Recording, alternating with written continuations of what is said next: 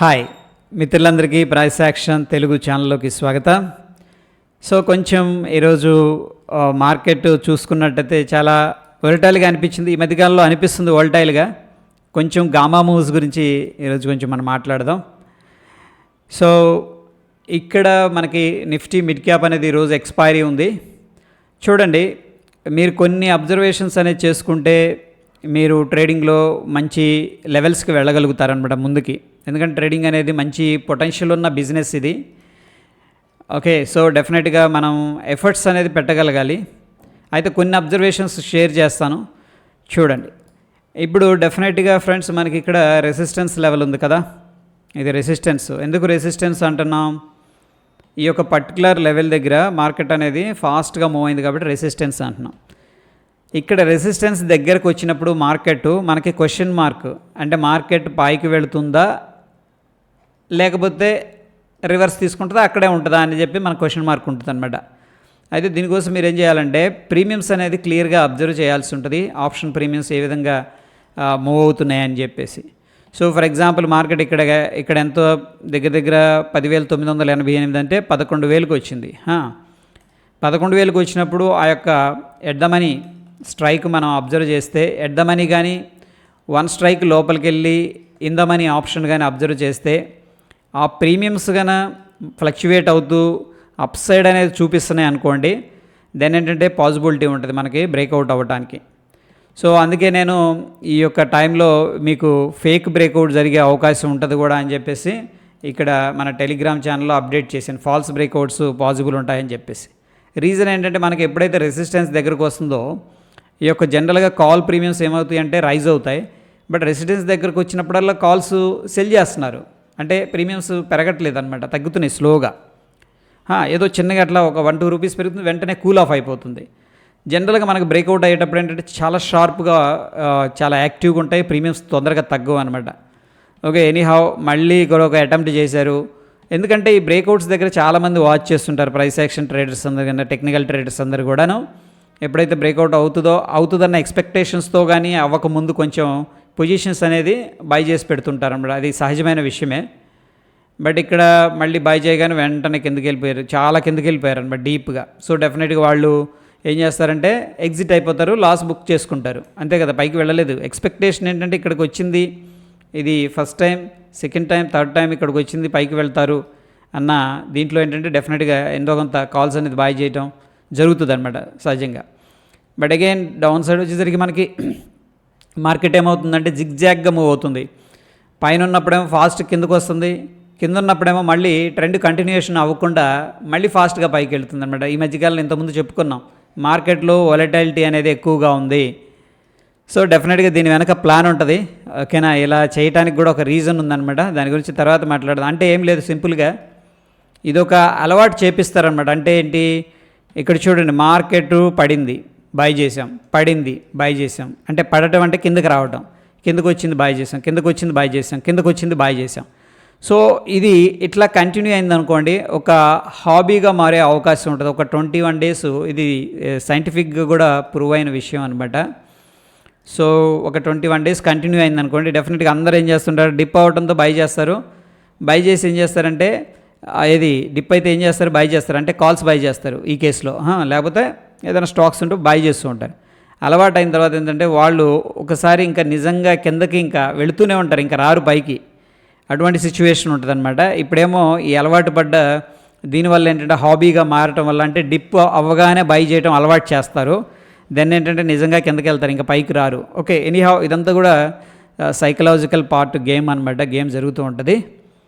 ఇక మనం అబ్జర్వ్ చేస్తే చూడండి, లాస్ట్లో అయితే సక్సెస్ఫుల్ బ్రేక్అవుట్ జరిగింది కదా. ఈ బ్రేక్అవుట్లో మనం ఎలా అలర్ట్గా ఉండాలి అన్న విషయానికి వస్తే, మనకి జనరల్గా ఫ్రెండ్స్ మార్కెట్ ఎందుకు మూవ్ అవుతుందంటే 2 రీజన్స్ వల్ల మార్కెట్ అనేది మూవ్ అవుతుంది. ఒకటి డెల్టా మూవ్ వల్ల, ఐ మీన్ టు సే మన ఆప్షన్ ప్రీమియమ్స్ అనేది 2 రకాలుగా పెరుగుతాయి. ఒకటి డెల్టా మూవ్, రెండోది వచ్చేసరికి గామా మూవ్ అనమాట. గామా మూవ్ అనేది ఏంటంటే, డెల్టా మూవ్ అంటే చెప్తాను ఫస్ట్. స్లోగా మార్కెట్ అనేది మూవ్ అవుతూ ఉంటుంది, ఐదర్ అప్ సైడ్ కానీ లేకపోతే డౌన్ ట్రెండ్ కానీ. దీనివల్ల పొజిషన్స్ మనం కరెక్ట్గా డైరెక్షన్లో పట్టుకున్నాం అనుకోండి, కాల్స్ బై చేసి పెట్టాం, ఇక్కడ నుంచి ఇక్కడ పైకి వెళ్ళింది కాబట్టి ఈ యొక్క ఇండిసెస్ మనం బై చేసిన కాల్స్ అనేది డెఫినెట్గా ప్రాఫిట్లో ఉంటాయి కదా. సో ఇది డెల్టా మూవ్ అనమాట. అదేవిధంగా మార్కెట్ స్లోగా కిందకి వెళ్తుంది. ఫర్ ఎగ్జాంపుల్ మనకి మార్కెట్ కిందకి వెళ్తుందన్న ఉద్దేశంలో మనం పుట్స్ అనేది బై చేసి పెట్టామనుకోండి, మనకేంటంటే ఎంతో కొంత ప్రాఫిట్ రావడం జరుగుతుంది, అది సహజమే. ఇక రెండవది గామా మూవ్ అనమాట. గామా మూవ్ అంటే ఏమిటంటే షార్ప్గా వస్తుంది, పైకి వెళ్ళినా ఫాస్ట్గా వెళ్ళిద్ది, కిందకి వచ్చినా సరే మనకేంటంటే షార్ప్గా రావడం జరుగుతుంది. వీటిని మనం గామా మూవ్స్ అంటాం, అంటే యాక్సలరేషన్ ఎక్కువగా ఉంటుంది అనమాట. అయితే ఈ గామా మూవ్స్ అనేది కత్తికి రెండు వైపులా పదును ఉంటుంది అనమాట, ఆ సిచ్యువేషన్ లాంటివి ఇవి. సో వీటిని మనం అండర్స్టాండ్ చేసుకున్నాం అనుకోండి గామా మూవ్స్ని, మేబీ మనం కూడా ట్రాప్ అవ్వకుండా మంచి రిటర్న్స్ అనేది తీసుకోవచ్చు. సో మనం అనుకున్నాం కదా గామా మూవ్ అంటే షార్ప్ అప్ సైడ్ కానీ డౌన్ సైడ్ వస్తాయని చెప్పేసి. అయితే ఫ్రెండ్స్ ఇక్కడ 9:15 నుంచి 2 o'clock లేదా 2:15 ఈ రేంజ్లో మూవ్స్ అనేది వచ్చినాయి అనుకోండి. అంటే మూవ్ అంటే ఏంటి, ఫర్ ఎగ్జాంపుల్ అప్ సైడ్ వెళ్తూ ఉంది ఫాస్ట్గా. సో కాంట్రా ట్రేడ్స్ అనేవి తీసుకోరు. ఎవరైనా ప్లేయర్స్ ఉంటే వాళ్ళు ఆలోచిస్తారనమాట. కాంట్రా ట్రేడ్ అంటే ఆపోజిట్ ట్రేడ్ అనమాట. ఫర్ ఎగ్జాంపుల్ మార్కెట్ పెరుగుతూ ఉందనుకోండి, వాళ్ళు ఏం చేస్తుంటారంటే బిగ్ ప్లేయర్స్ ఎస్పెషల్లీ ఎక్స్పైరీ రోజు కాల్స్ సెల్ చేస్తారు, అవి కాంట్రా ట్రేడ్స్ అంటాం. ఒకవేళ మార్కెట్ కిందకి వెళుతూ ఉంటే ఓకే ఆపోజిట్లో అంటే ఏం చేస్తుంటారు, పుట్స్ సెల్ చేస్తూ ఉంటారు. ఎందుకు ఇలా చేస్తారు అంటే ఈ యొక్క గామా ఇంపాక్ట్ అనమాట. కానీ 9:15 నుంచి 2:15 మధ్యలో గన గామా మూవ్స్ అనేది వస్తున్నాయంటే ఆచితూచి వ్యవహరిస్తారు. అంటే షార్ట్ చేయాలా అంటే ఫర్ ఎగ్జాంపుల్ మార్కెట్ పైకి వెళ్తుంది, ఇప్పుడు కాల్స్ ప్రీమియమ్స్ పెరుగుతాయి, దీన్ని మనం సెల్ చేయాలా వద్దా అనేది ఆలోచిస్తారు, ఎందుకంటే టైం ఉంది కాబట్టి ఇక్కడ. బట్ మనకి లాస్ట్ 1 అవర్లో కానీ 1 hour 15 minutesలో అంటే 2:15 నుంచి 3:30 లోపు కానీ మూవ్స్ కానీ వచ్చినాయి అంటే ఇంకా కొంచెం అగ్రెసివ్గా వెళ్ళి ఏం చేస్తారంటే డెఫినెట్గా కాంట్రా ట్రేడ్స్ అనేది ప్లే చేస్తారు. సో ఈ గామా మూవ్ వల్ల ఏం జరుగుతుందంటే ఇక్కడున్న స్పాట్ ఇది అనుకుందాం, ఇది స్పాట్ ప్రైసు, ఇక్కడ స్ట్రైక్స్ ఉన్నాయి. ఫర్ ఎగ్జాంపుల్ అప్ సైడ్ వెళ్ళింది అనుకోండి, ఈ ఓటీఎమ్స్ కదా, ఈ ఓటీఎమ్స్లో ప్రీమియమ్స్ అనేది రైజ్ అవ్వడం జరుగుతుంది. సో వీళ్ళకి ఒక ఆపర్చునిటీ, అప్పటిదాకా ₹2 ఉన్నది ₹4, ₹5, ₹6, ₹10, ₹50 కూడా అయింది, ఓకేనా. సో ఇది ఒక ఆపర్చునిటీ లాగా తీసుకుని వాళ్ళు ఏం చేస్తారంటే కాల్స్ అనేది అగ్రెసివ్గా సెల్ చేస్తారు ఒకవేళ అప్ సైడ్ వెళ్తే. అదే గామా మూవ్ అనేది స్పాట్ నుంచి కిందకు వచ్చింది అనుకోండి, ఇప్పుడు ఏమవుతుందంటే పుట్ సైడ్ ఓటీఎమ్స్ ఏవైతే ఉన్నాయో వాటి యొక్క ప్రీమియమ్స్ అనేది కూడా ఎంతో కొంత ఎఫెక్ట్ అవుతాయి. ఎఫెక్ట్ అయినప్పుడు ఏం జరుగుతుందంటే రైజ్ అవుతాయి అన్నమాట. సో ఇది ఒక ఆపర్చునిటీ లాగా తీసుకుంటారు. జనరల్గా ఏంటంటే కాంట్రా ట్రేడ్స్ ఎప్పుడు తీసుకుంటారంటే 2:15 తర్వాత వచ్చే మూవ్స్లో కొంతమంది కాంట్రా ట్రేడ్స్ తీసుకుంటారు. ఆఫ్ కోర్స్ నేను కూడా కాంట్రా ట్రేడ్స్ అనేది ప్లే చేస్తూ ఉంటాను, ఓకే. అయితే చూడండి ఇక్కడ మనకి ఈరోజు ఏం జరిగింది అనేది చూస్తే 3 o'clock ఒక షార్ప్ మూవ్ వచ్చింది. అండ్ మీరు అబ్జర్వ్ చేస్తే ఇది మిడ్ క్యాప్లో 11,000 కాల్ అనేది హెవీగా సెల్ చేసి పెట్టారు. అంటే డెఫినెట్గా ఇదేంటి రెసిస్టెన్స్, కానీ వీళ్ళు ఏం చేశారంటే రెసిస్టెన్స్ని బ్రేక్ చేశారు. సో ఇక్కడ రిటైలర్స్కి తెలియదు కదా ఇంకా ఎంత పైకి వెళతాడో అన్న దీంట్లో ఏంటంటే వాళ్ళు డెఫినెట్గా ఎగ్జిట్ అవుతారు.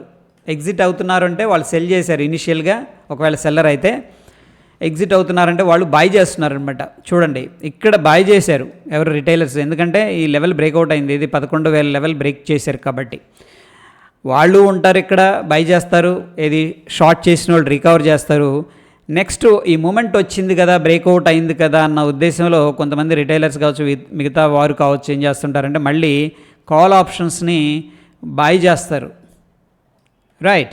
సో డెఫినెట్గా ఏంటంటే ఇక్కడ స్ట్రక్ అయ్యే అవకాశం ఉంది. ఒకవేళ ఎవరైనా తొందరగా బై చేసి వెరీ క్విక్గా ప్రాఫిట్ బుక్ చేసుకున్నారనుకోండి వాళ్ళకి నో ప్రాబ్లం. బట్ ఇంకా కొంచెం వెళ్తుందేమో, ఇంకో 4-5 పాయింట్లు వస్తే తీద్దాము అట్లా అనుకున్నప్పుడు ఏంటంటే స్ట్రక్ అయ్యే అవకాశం ఉంది, అక్కడ నుంచి కూడా కంప్లీట్గా జీరో అయ్యే అవకాశం ఉంది, ఓకే. అయితే 11,000 దగ్గర చాలామంది ఏంటి కాల్స్ అనేది 11,000 దగ్గర కాల్స్ అయితే హెవీగా సెల్ చేశారు.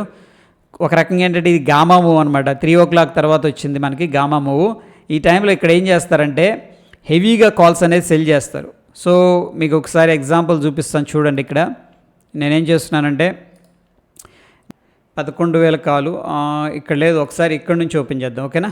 ఇది చూడండి హై వచ్చేసరికి మనకి 305 ఇక్కడ 11,000 కాల్ అనేది ఓపెన్ చేస్తున్నాను నేను. చూడండి ఓపెన్ ఇంట్రెస్ట్ అనేది ఎలా ఇంక్రీజ్ అయిందని చెప్పేసి ఒకసారి చూద్దాం. మనకి ఇదనమాట కాల్ ఆప్షను. 3 గంటల ఆ టైంలో 250 ఆ టైంలో ఇది లో ఎంత ఉందంటే ₹10 ఉంది. సో వాళ్ళు ఏం చేశారంటే ఈ ₹10 కొంచెం ప్రీమియమ్స్ పెంచితే మళ్ళీ మనం సెల్ చేసుకోవచ్చు కదా, ₹10 అమ్మితే ఏమి రాదు కదా, 55 పైసా ఉంది లో. అందుకని ఏం చేశారంటే దాన్ని షార్ప్గా పైకి తీసుకెళ్లారనమాట. గామా మూవ్ అనేది తీసుకొచ్చారు. దగ్గర దగ్గర ₹4.50 అంటే ₹4 పెంచారు ఫ్రెండ్స్. ఓకే, 75 క్వాంటిటీ ఇక్కడ. దగ్గర దగ్గర 200, 300 నుంచి 250, 300 దాకా ప్రాఫిట్ వస్తుంది ఒక లాట్లో సెల్ చేస్తే వాళ్ళకి, అంతే కదా. 250 వేసుకోండి, 200 వేసుకోండి, బట్ ఎక్కువ క్వాంటిటీ అనేది సెల్ చేస్తారు లాస్ట్ దగ్గరకు వచ్చినప్పుడు కొంతమంది కాంట్రాక్ట్ రేట్ తీసుకొని. అయితే ఇక్కడ మనం ఏం చేద్దామంటే ఈ యొక్క ఓపెన్ ఇంట్రెస్ట్ ఇండికేటర్ అనేది యాడ్ చేసి చూద్దాం. ఓపెన్ ఇంట్రెస్ట్ అనేది ఏ విధంగా అయిందని చెప్పేసి చూడండి. ఓపెన్ ఇంట్రెస్ట్ అనేది అగ్రెసివ్గా పెరిగింది ఇక్కడ. ఓకే, ఎందుకంటే ప్రీవియస్గా ఓపెన్ ఇంట్రెస్ట్ ఎంత ఉంది, స్లోగా పెరుగుతూ వస్తుంది, బట్ సడన్గా ఏం చేశారంటే తగ్గించారు. బట్ ఎప్పుడైతే గామా మూవ్ వచ్చిందో, ఇది గామా మూవ్ అనమాట, అంతే కదా, గామా మూవ్ వచ్చిందో వీళ్ళు అగ్రెసివ్గా ఓపెన్ ఇంట్రెస్ట్ అనేది పెంచేశారు. ఓకే, వెంటనే డిక్రీజ్ అవ్వగానే ప్రీమియం అనేది తగ్గించేశారు. రైట్, ఇది ఓటీఎం ఇన్ ద మనీకి వెళ్తే కొంచెం డిఫరెంట్గా ఉంటుంది. అందుకని ఏంటంటే 3 o'clockకి 2:15 తర్వాత వచ్చే మూవ్స్లో చాలామంది ట్రాప్ అయిపోతుంటారు. ఫర్ ఎగ్జాంపుల్ చూడండి, ఆప్షన్ బాయర్ వెర్షన్లో మనం చూస్తే వాళ్ళు ఇక్కడ బై చేస్తారు, ఎందుకంటే మంచి మూవ్ వచ్చింది, ప్రీమియమ్స్ ₹2, ₹3 ఉంటుంది. ఒక 1000 క్వాంటిటీ కానీ, 2000 క్వాంటిటీ కానీ, 3000 క్వాంటిటీ కానీ, కొంతమంది 100 క్వాంటిటీ, ఇట్లా బై చేసే స్కోప్ ఉంటుంది. ఎందుకంటే చాలా తక్కువ ప్రీమియమ్స్ కదా, ₹1, ₹2 రాకపోయిద్దా అని చెప్పేసి. మార్కెట్ అనేది ఇచ్చిందనమాట. యాక్చువల్ గామా మూవ్ అనేది మనం అనుకున్నాం కదా, డబుల్ సైడెడ్ స్వాడ్, అంటే కత్తికి 2 వైపుల పదును ఉంటుంది. సో టైమింగ్ దీన్ని కన్నా అండర్స్టాండ్ చేసుకొని ఫాస్ట్గా క్యాప్చర్ చేశారనుకోండి వాళ్ళకి మంచి రిటర్న్ ఇస్తుంది. బట్ వాళ్ళు ఆర్డర్ ఎగ్జిక్యూట్ చేసుకొని ఇంకొక ₹1 వస్తే బాగుండు, లేక ఇంకో ₹2 వస్తుంది, అట్లా అంటే తెలియదు కదా ఎంత మూవ్ అవుతుంది అనేది. ఆ మూవ్లో ఇంకొంచెం వెళ్తుందేమో అన్న దాంట్లో కన్నా హోల్డ్ చేస్తే వెంటనే మళ్ళీ ఏమవుతుందంటే డిక్రీజ్ అయిపోతుంది అనమాట. సో ఇవన్నీ జరుగుతూ ఉంటాయి మార్కెట్లో. ఓకే, ఎనీహౌ ఇప్పుడు ఏం చేద్దామంటే మనం రేపు మనకి ఫిన్ నిఫ్టీ ఎక్స్పైరీ ఉంది, ఒకసారి ఫిన్ నిఫ్టీ గురించి డిస్కస్ చేద్దాం. దానికంటే ముందు నిఫ్టీ అనేది చూద్దాం ఫ్రెండ్స్. నిఫ్టీ సో దాదాపుగా ఏంటంటే ఈరోజు ఈ మధ్యకాలంలో మార్కెట్ ఎలా ఉంది అంటే కిందకు వస్తే బాయింగ్ చేస్తున్నారు, పైకి వెళ్తే సెల్ చేస్తున్నారు, కిందకు వస్తే బాయింగ్ చేస్తున్నారు, పైకి వెళ్తే సెల్ చేస్తున్నారు. ఇది ఎక్కువ జరుగుతుందన్నమాట. ఒకప్పుడు మనం అనుకున్నాం కదా, కిందకి వెళ్తే కొంత కంటిన్యూయేషన్ ఉండేది, పైకి వెళ్తే కూడా కొంత కంటిన్యూయేషన్ ఉండేది. ఇప్పుడు షార్ప్గా కిందకి రావడం, పైకి వెళ్ళడం, కిందకి రావడం, పైకి వెళ్తాం. సో ఎక్కడ ఒక పాయింట్ దగ్గర స్ట్రక్ అవుతారు అన్న ఉద్దేశంలో ఒక పైకి కిందకి అనేది వాళ్ళు తీసుకెళ్తాం అనేది మనం చూడగలుగుతున్నాం. అయితే ఒకసారి నిఫ్టీ చూద్దాం, ఇంపార్టెంట్ లెవెల్స్. అండ్ సో ప్రస్తుతం మనకి 7th మార్చ్న ఎక్స్పైరీ ఉంది. కాల్ సైడ్ కొద్దిగా ఎందుకో తక్కువే ఉంది ఫ్రెండ్స్. 22,800, 22,700, 22,500 దగ్గర ఉన్నారు, కానీ అంత అగ్రెసివ్గా కంఫర్టబుల్గా లేరు. మనం 22,500 తీసుకుందాం ప్రస్తుతానికి. ఇది కొంచెం దూరమే, బట్ స్టిల్ దాన్ని మనం రెసిస్టెన్స్గా కన్సిడర్ చేసుకుందాం based on the open interest. Support విషయానికి వస్తే 22,200 దగ్గర మంచి సపోర్ట్ అయితే కనిపిస్తుంది. 22,200 దగ్గర మంచి సపోర్ట్ అయితే కనిపిస్తుంది. అండ్ చూడండి, మనకి ఇంతకుముందు ఈ యొక్క రెసిస్టెన్స్ లెవెల్ అనేది బ్రేక్ చేశారు, అండ్ ప్రస్తుతం గ్యాప్ అప్ అయింది, కానీ మళ్ళీ డోజీ ఫార్మేషన్ జరుగుతుంది. ఓకేనా, సో జనరల్గా కొంత కన్సోల్టేషన్ తర్వాత మళ్ళీ ట్రెండ్ కంటిన్యూయేషన్ జరగవచ్చు అనమాట. లేదు అంటే కూడా అక్కడ ట్రాప్ చేసి కిందకు కూడా రావచ్చు. సో ప్రస్తుతం మనం ఎటువంటి డెసిషన్ అనేది తీసుకోలేము ఇప్పుడున్న క్యాండిస్టిక్ ప్రకారం. ప్రస్తుతం అయితే పాజిటివ్ మూమెంటమే కనిపిస్తుంది. ఓకే, బట్ ఎనీహౌ కొద్దిగా అబ్జర్వేషన్ చేయాల్సి ఉంటుంది ఈ పాయింట్ దగ్గర, ఎందుకంటే బాయ్ గ్యాప్ అప్ అయింది కానీ పైకి వెళ్ళలేదు ఈ లెవెల్ దగ్గర. రైట్, ఈ 2 లెవెల్స్ అనేది మనం వాచ్ చేయొచ్చు ఫ్రెండ్స్ బిగ్గర్ పిక్చర్లో. దాని తర్వాత ఫిన్ నిఫ్టీ అనేది రేపు ఎక్స్పైరీ ఉంది కాబట్టి ఒకసారి చూద్దాం. రేపేనా 5th ఎక్స్పైరీ. సో మనం 21,200, 21,000 కూడా మనం రెసిస్టెన్స్ లాగా తీసుకోవచ్చు ఫిన్ నిఫ్టీ అనే దానికి. ఫిన్ నిఫ్టీ బాగుంది as compare to Nifty. Fin Nifty బాగుంది. బ్యాంక్స్ అన్నీ కూడా కొంత రికవర్ అయితే చేస్తున్నట్టు అనిపిస్తుంది. సో ఎనీహౌ ప్రస్తుతం లెవెల్స్ అనేది చూద్దాం. మనం 21,000 అయితే స్ట్రాంగ్ రెసిస్టెన్స్ కనిపిస్తుంది. సో 21,000 ఇమీడియట్ రెసిస్టెన్స్ ఇది. యా కరెక్ట్గా మనం మార్క్ చేసాం, గ్రేట్. 21,000 అనేది రెసిస్టెన్స్ ఉంది. బట్ ఎనీహౌ మనకైతే ప్రస్తుతం చాలా రెసిస్టెన్స్ లెవెల్స్ కనిపిస్తూ ఉన్నాయి. అండ్ సపోర్ట్ లెవెల్ వచ్చేసరికి 20,800 దగ్గర మనకి స్ట్రాంగ్ సపోర్ట్ అయితే కనిపిస్తుంది. 20,800 దగ్గర. దీని యొక్క కలరు మనం గ్రీన్ పెట్టుకుందాం. వెరీ టైట్ రేంజ్లో ఉన్నాం, ఓకేనా, fine. So very big candle వచ్చింది ఇక్కడ. దాని తర్వాత ఇక్కడ కొంచెం రెసిస్టెన్స్ ఉండే అవకాశం ఉంది ఫ్రెండ్స్, ఎందుకంటే ప్రీవియస్గా ఈ యొక్క పాయింట్ అనేది అంటే రఫ్గా 21,000 అనేది కొంత మనకి రిజెక్షన్ జరిగింది. కాబట్టి ఒకవేళ ఇక్కడికి వస్తే కూడా ఏదన్నా ఇంట్రాడేలో ఎస్పెషల్లీ ఏదన్నా ప్రాఫిట్ బుకింగ్ అనేది జరగవచ్చు. మేబీ ప్రాఫిట్ బుక్ చేసుకున్నాక పైకి వెళ్తే వెళ్ళొచ్చేమో, కానీ ఈ లెవెల్ అనేది అయితే మాత్రం మనకి ఇంపార్టెంట్ లెవెలే అనిపిస్తూ ఉంది. ఈరోజు 4వ తారీఖు మార్నింగ్ పైకి వెళ్ళింది, దాని తర్వాత కిందకు వచ్చింది, మళ్ళీ ఇక్కడ ఒక ట్రెండ్ లైన్ బ్రేక్అవుట్ అయింది, మళ్ళీ పైకి వెళ్ళింది, మళ్ళీ రిజెక్షన్ జరిగింది, మళ్ళీ కిందకు వచ్చింది, స్లోగా పైకి వెళ్ళి చూడండి ఇక్కడ సెల్ చేయనిచ్చారు, ఒక్కసారిగా బ్రేక్అవుట్ చేశాడు అనమాట. ఇక్కడ ఎవరైతే సెల్ చేసి పెట్టారో వాళ్ళందరూ కూడా ఇక్కడ మేబీ ఎగ్జిట్ అయిపోతారు. సో ప్రీవియస్గా ఏదైతే రెసిస్టెన్స్ లెవెల్ కనిపిస్తుందో ఇక్కడ, ఓకే, అప్రాక్సిమేట్గా మనకి 47,500 సేమ్ లెవెల్ దగ్గర ఏంటంటే మార్కెట్ వెంటనే ప్రాఫిట్ బుకింగ్ అనేది చేసుకున్నారు. చూడండి వచ్చేటప్పుడు ఇక్కడ కన్సోలిడేషన్ తీసుకొని షార్ప్గా మళ్ళీ కిందకు వచ్చారు, మళ్ళీ షార్ప్గా వచ్చారు అనుకున్నంతలోపే మళ్ళీ షార్ప్గా యూటర్న్ తీసుకొని ఈ యొక్క హైన్ అయితే బ్రేక్ చేశారు. ఇక్కడ ఎవరైతే ఏదన్నా స్టాప్ లాస్లు ఉంటే కూడా హంటింగ్ అనేది చేశారని చెప్పేసి చెప్పుకోవచ్చు. మళ్ళీ వెంటనే కిందకు వచ్చింది. సో గమనించండి, మార్కెట్ యొక్క డైనమిక్స్ అనేది చేంజ్ అవుతూ ఉన్నాయి. ఆ డైనమిక్స్ అనేది మీరు అండర్స్టాండ్ చేసుకోవాలి. ఇంతకుముందు మనం చెప్పుకున్నాం కదా, మార్కెట్ కంటిన్యూ అవుతుంది అండ్ యూటర్న్ తీసుకోవడం చాలా టైం అని. ఈ రోజుల్లో ఏంటంటే యూటర్న్ తీసుకోవడం, కిందకి వెళ్ళడం, పైకి వెళ్ళడం అనేది చాలా ఫాస్ట్ అండ్ వెరీ క్విక్గా వెళ్ళిపోతుంది అనమాట. అంటే లాట్స్ ఆఫ్ ఎమోషన్స్ అనేది మార్కెట్లో ఇన్వాల్వ్ అయి ఉన్నాయి. మనం కూడా దానికి తగ్గట్టు అడ్జస్ట్మెంట్ అనేది చేసుకోవాలి. ఇది మన యొక్క ప్లాన్ అనేది. హోప్ వీడియో హెల్ప్ అయిందని చెప్పేసి అనుకుంటున్నాను. మరొక ఎపిసోడ్లో మళ్ళీ కలుసుకుందాం. స్టే ట్యూన్ ఫ్రెండ్స్, ధన్యవాదాలు.